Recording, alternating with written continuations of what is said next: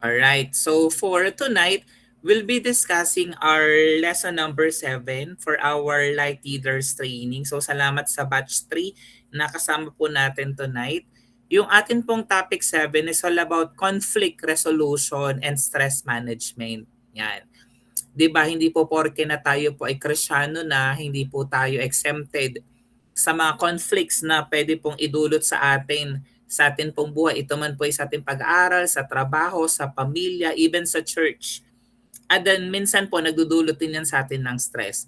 And as Christian, gusto po natin pag-aralan paano ko ba i-resolve yung mga conflict na pinagdadaanan ko and paano ko ba mamamanage yung mga stressors. Yan. Sabi ng unang Korinto chapter 10 verse 13. This is actually one of my favorite verse. Wala pang pagsubok na dumating sa inyo na hindi nararanasan ng ibang tao. Tapat ang Diyos at hindi niya ipapahintulot na kayo'y subukin ng higit sa inyong makakaya. Sa halip, pagdating ng pagsubok, bibigyan niya kayo ng lakas upang makayanan ito at ng paraan upang malampasan ito. Actually, itong verse na to, isa ito sa talagang tumama sa puso ko nung una pa lang po akong Kristiyano, 'di ba? Kasi syempre, as a new believer in Christ, 'di ba? Nung tayo pa unbeliever, marami talaga tayong mga pagsubok, mga problema na kinakaharap. Pero sabi dito, wala pa raw mga problema, pagsubok na dumating daw sa atin na hindi nararanasan ng ibang tao. So, there's nothing new sa mga na-experience po natin, 'di ba? Kung i-compare nga natin yung mga experiences natin with others, makikita natin na mas matindi pa actually yung mga nararanasan ng ibang tao kumpara to us. Pero ang sabi dito ng verse, tapat ang Diyos. Salamat no ng faithful ng ating Panginoon. Bagamat minsan hindi tayo faithful sa Kanya, pero nananatiling tapat ang Diyos sa Kanya mga pangako. At sabi dito, hindi niya pinapahintulot na tayo subukin ng higit sa ating makakaya. So ibig sabihin pala niyan, kapag may mga mabibigat tayong pagsubok na pinagdadaanan sa buhay, ganun kataas yung tiwala ng Diyos sa atin na kaya natin siyang mapagtagumpayan. Kasi ang sabi ng verse, hindi nga tayo susubukin ng higit sa ating kakayanan. 'Di ba? Pero ang sabi na dito, kahit na andun yung pagsubok, yung problema, yung challenges sa buhay natin, sabi ng verse, bibigyan niya tayo ng lakas. 'Di ba? Para makayanan daw natin ito. At even ng way out para malampasan natin ito. Kasi di minsan ganun, bukod sa nahihirapan na tayo sa ating sitwasyon na hindi na natin kaya, di ba minsan naku-corner tayo or nache-checkmate tayo na wala na tayong option, wala na tayong paraan para malampasan kung ano man yung kinakaharap po natin. Pero ang Diyos natin is a sovereign God. He's always control at kaya niyang gawa ng paraan na malampasan natin kung ano man yung mga pinagdadaanan natin. So that addresses the how to resolve conflict and how to manage our stress. Siyempre, as Christians, spiritual yung pinag-uusapan natin. Kailangan malalim yung pagkakilala mo sa faithfulness ng Lord, sa power ng Lord sa buhay po natin, more than our problems na kinakaharap. Sabi dito, pagsasalarawan at pagsasalin ng mga salita. Ano ang conflict resolution? Paano ito nauugnay sa pamamahala ng stress? Ano ang mga dahilan ng mga tunggalian at stress sa ating buhay? 'Di ba? Ang daming reason kung bakit may mga conflict at may mga stressors tayong na-experience. Minsan intentional, minsan unintentional, minsan direct, minsan ay direct, 'di ba? Indirect hindi wala tayong kinalaman pero naapektuhan tayo. Minsan naman tayo rin talaga yung may kadahilanan kaya tayo ay nasa sitwasyon na merong conflict at merong stress. At paano tayo naapektuhan ng mga suliranin at temptasyon? Diba? It's not only about the challenge, even the temptations in offer ng world. Diba? Alam natin yan. So, syempre, even what is happening right now in our country, diba, greatly affected tayo. Minsan indirectly, hindi man tayo greatly involved doon sa mga ginagawang graft and corruption, sa mga plunder issues and mga nangyayari dito sa ating bansa. Pero naapektuhan tayo, di ba? Ano ang mga epekto nito sa ating physical? Di ba? Kasi di ba kapag na-stress tayo, mentally kapag meron tayong na-stress tayo sa workplace, sa pag-aaral, di ba naapektuhan din yung ating kalagayang physical, nagkakasakit tayo physically, emotional, di ba? And even spiritual. Yan. So minsan nakakalungkot na kapag may mga problemang pinagdadaanan, talagang ang unang nile-let go ng tao yung kanyang relationship sa Panginoon, 'di ba? Parang parang lagi na lang last option yung pagsiserve sa Panginoon, yung palaguin yung kanyang kalagayang spiritual, which is dapat yun palalo yung ating pinapalakas, 'di ba?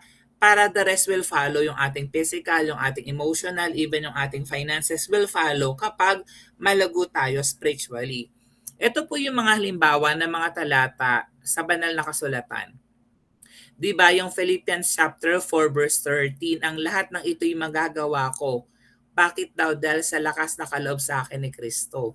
'Di ba ang ganda, no? Kung ano man 'yan, ang pangarap mo sa buhay, isang bagay na gusto nating makamit, or isang problema na gusto nating ma-overcome, sabi dito, magagawa natin. Bakit? Dahil sa lakas, sa strength na nanggagaling sa ating Panginoong Heso Kristo, I can do all things through Christ who gives me strength. Makapangyarihan ng Diyos. Tandaan mo, makapangyarihan ng Diyos na nagpapalakas sa bawat isa sa atin. Sabi rin ng Matthew chapter 5 verse 3, pinagpala mga taong walang inaasahan kundi ang Diyos, sapagkat kabilang sila sa kaharian ng langit. Alam mo, this is very powerful. Minsan kasi talagang gusto ng Lord maging dependent tayo sa Kanya, maging parasite tayo sa Kanya. Sabi dito, pinagpala, blessed are those people na wala daw inaasahan kundi ang Diyos. Ibig sabihin talagang lahat ng ginagawa niya, totally surrendered, totally dependent and obedient to God. Bakit? Dahil kabilang tayo sa kaharian ng langit. Alam natin what's best for us kapag nalaman natin yung kalooban ng Diyos, yung magandang plano ng Diyos sa bawat isa sa atin. 2 Corinthians 5:10, sapagkat lahat tayo haharap sa hukuman ni Kristo, totoo, at tatanggap ng nararapat ayon sa ating mga gawang mabuti o masama nang tayo nabubuhay pa sa katawang ito, totoo. Kasi after we die, yes, we are saved. Kung tinanggap mo na truly si Jesus Christ na Lord and Savior ng buhay mo, pero may crowning din. Diba? Kanina I just attended graduation, diba? So napaparangalan yung mga nakipagtapos ng kanilang pag-aaral, diba? Ganun din. May culminating activity rin when we go to heaven, diba?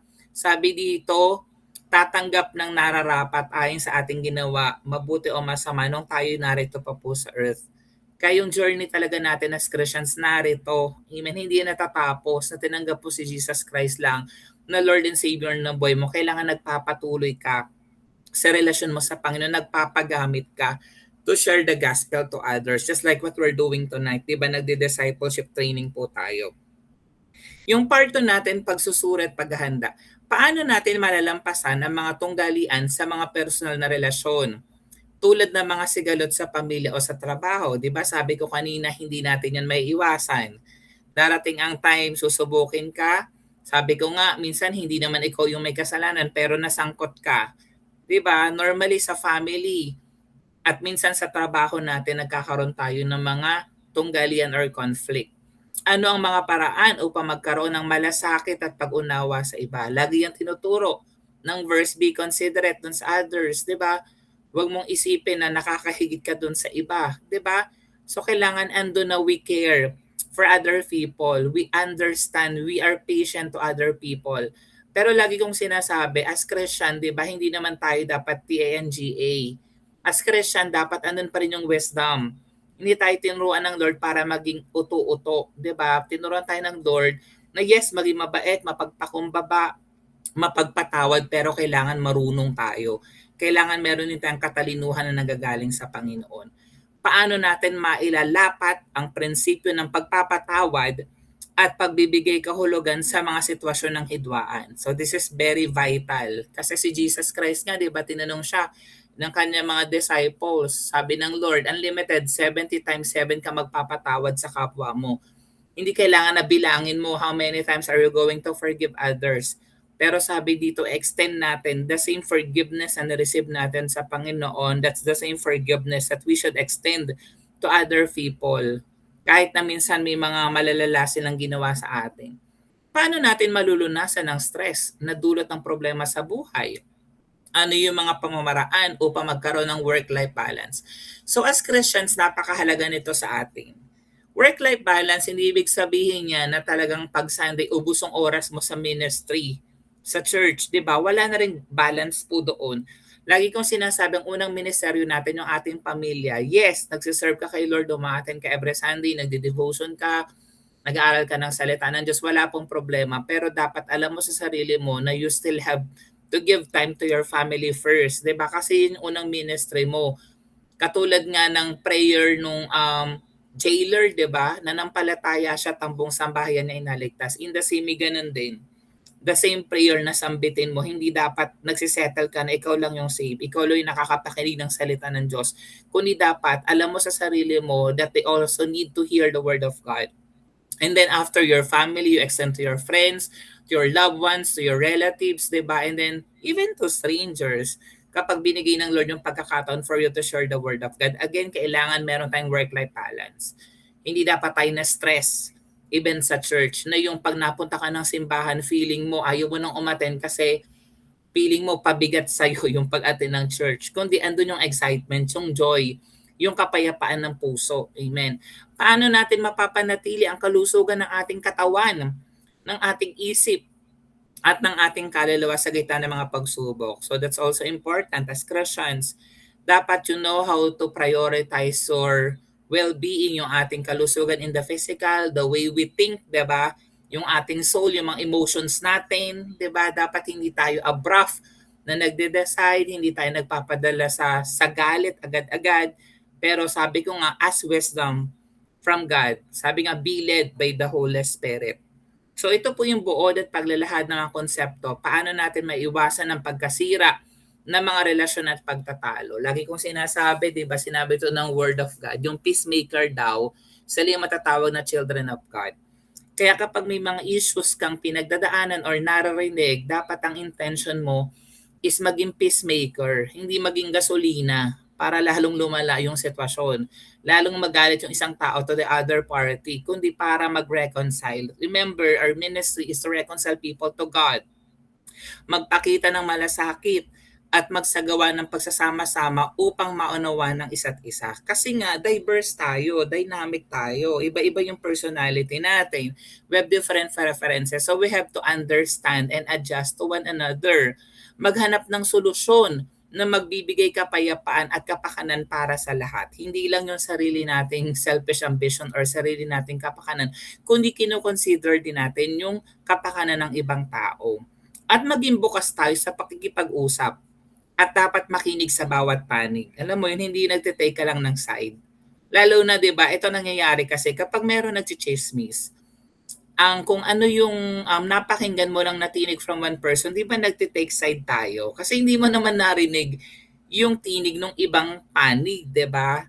So dapat maging bukas tayo sa pakikipag-usap. Sabi ko nga, wag natin dapat hinahayaan na yung mga tenga natin ginagawang basurahan. 'Di ba yung basurahan ng mga maling salita, paninira na sinasabi sa atin ng ibang tao against other people.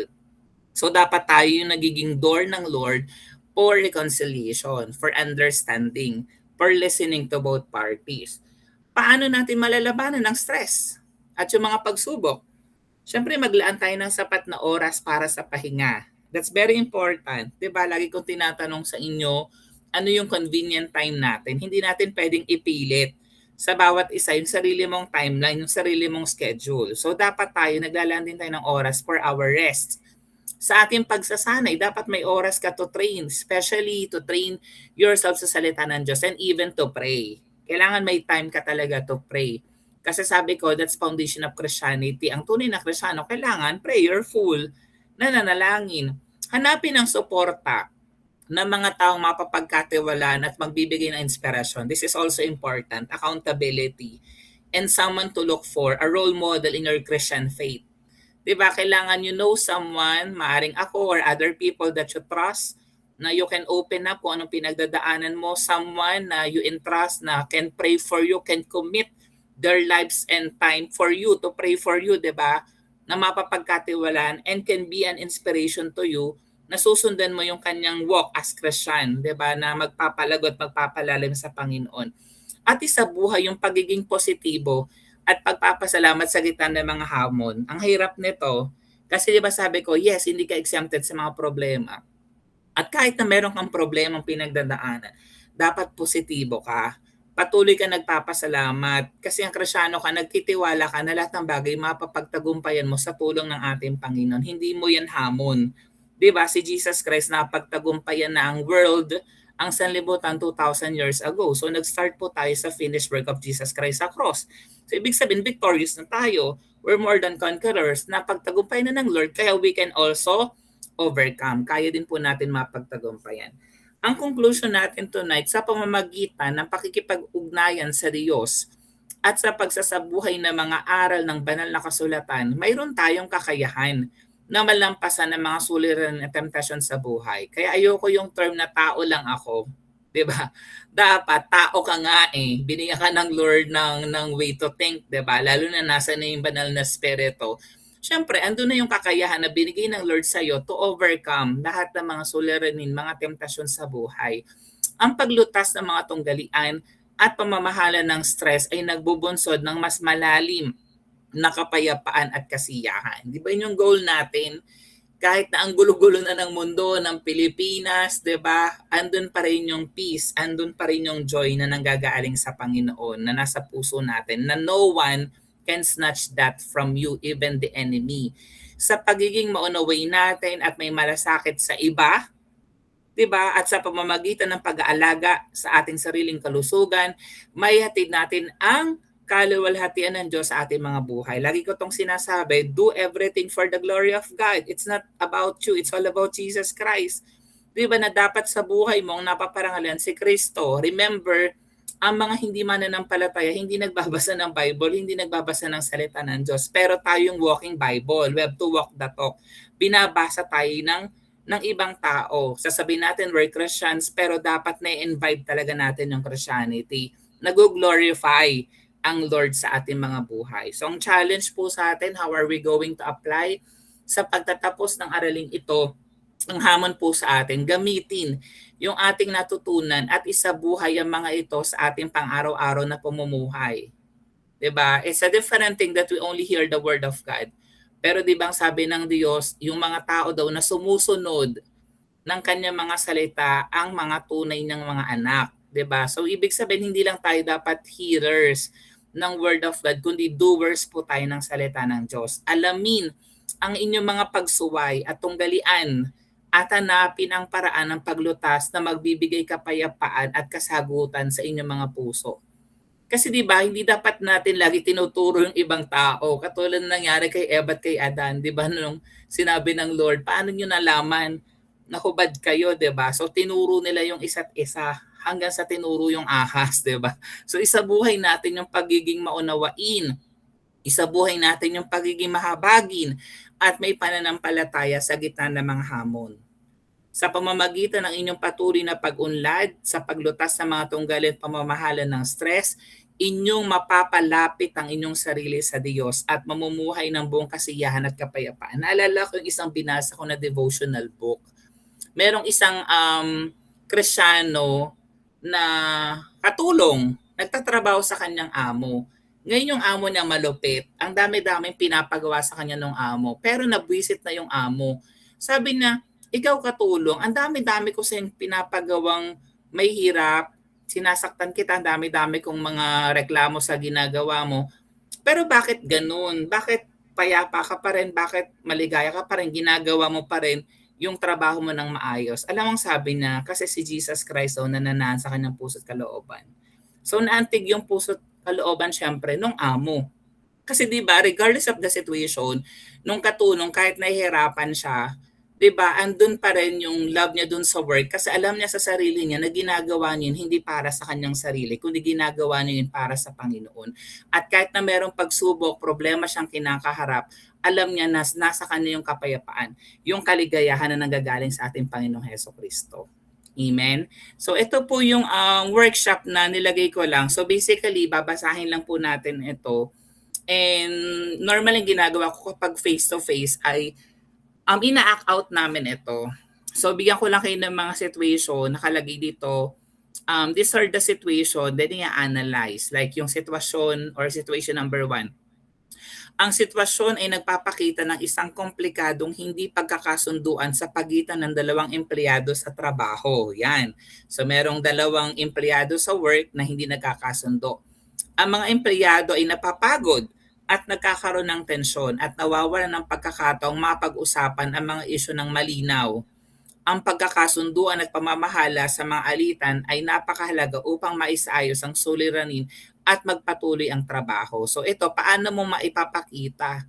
Paano ka magiging instrument or vessel ng Lord para magkaroon ng kaayusan yung relationship ng dalawang empleyado na hindi nagkakasundo sa kanilang trabaho?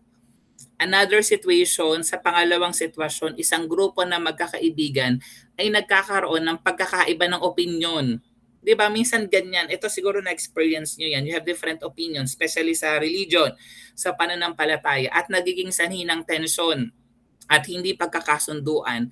Ang stress at kawalan ng conflict resolution skills ay umahad lang sa grupo upang makahanap ng solusyon sa kanilang mga problema at makabuo ng mahusay na relasyon sa isa't isa. So ikaw, being part of that circle, paano ka magiging light ng Lord para ma-address yung tension at hindi pagkakasunduan ng grupo ng mga friends na meron ka? Another situation, ito ay naglalarawan ng isang empleyado na may malaking pasanin ng trabaho at nagdudulot ito ng malaking stress sa kanya.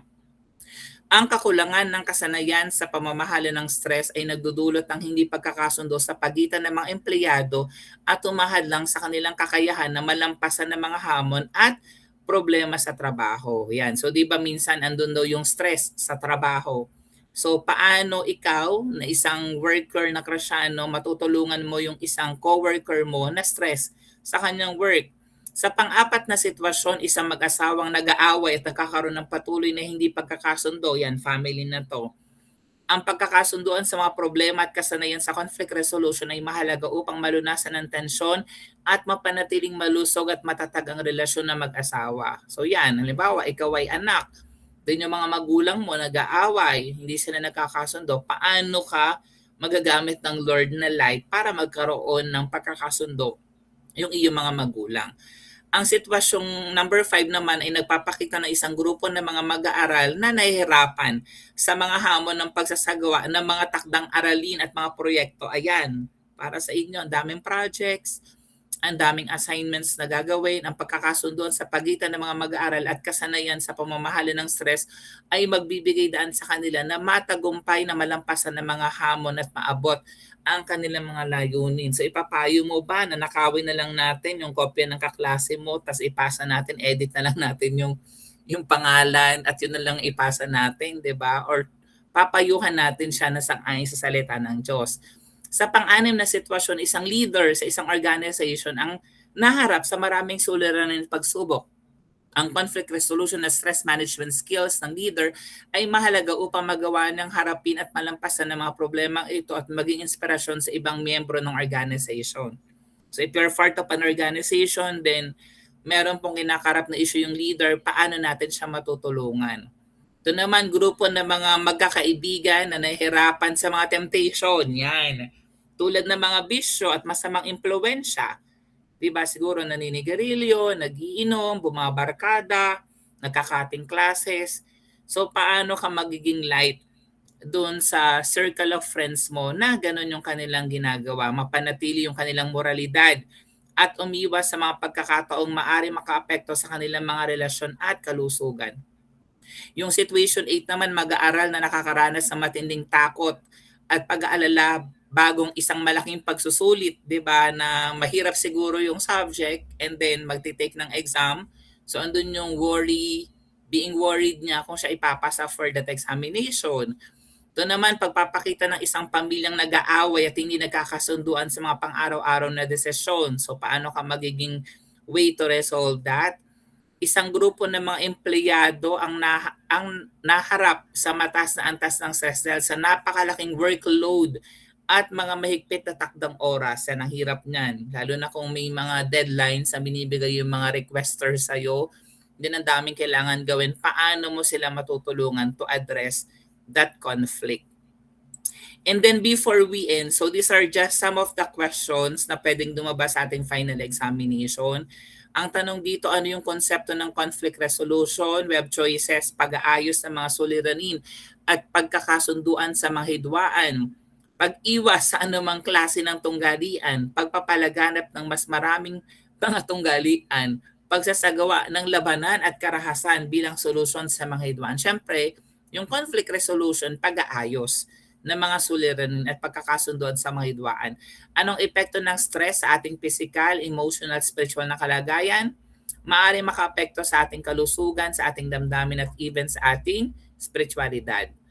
Anong isa sa mga paraan upang malampasan ang mga tunggalian sa mga personal na relasyon? Di ba, syempre, pagbibigay kahulugan at pagpapatawad.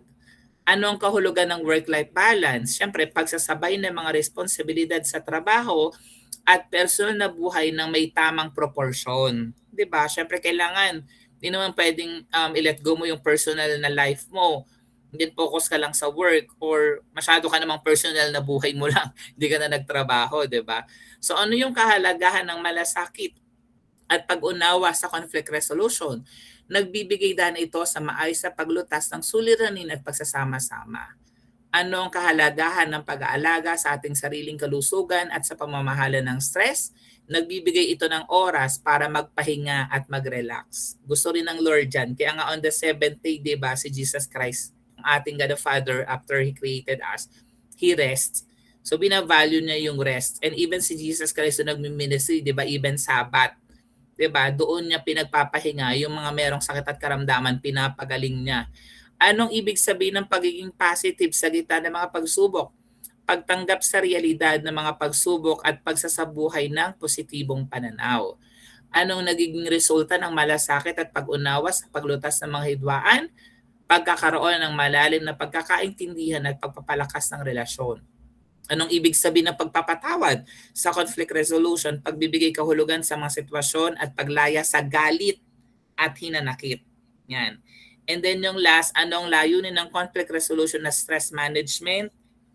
Paglutas ng mga suliranin at pagkakasunduan sa mga tunggalian. Panginoon, salamat Lord sa gabing ito for our lesson 7 about conflict resolution and stress management. As your disciples, Panginoon, ang desire namin na patuloy na ma-honor ka namin sa lahat ng mga sitwasyon ng aming buhay. Ito man po ay sa aming pamilya, ito man po ay sa aming mga trabaho, sa aming mga pag-aaral, sa aming mga relationships, so Father God, even to our church. Dalangin namin na andun yung knowledge and wisdom na nanggagaling sa inyo na how are we going to manage the stress, on how to resolve conflicts na amin pong kinakaharap, Panginoon. Salamat, Lord, for this night. Sa aming natutunan, we honor you, we glorify you. In Jesus' name we pray. Amen and amen.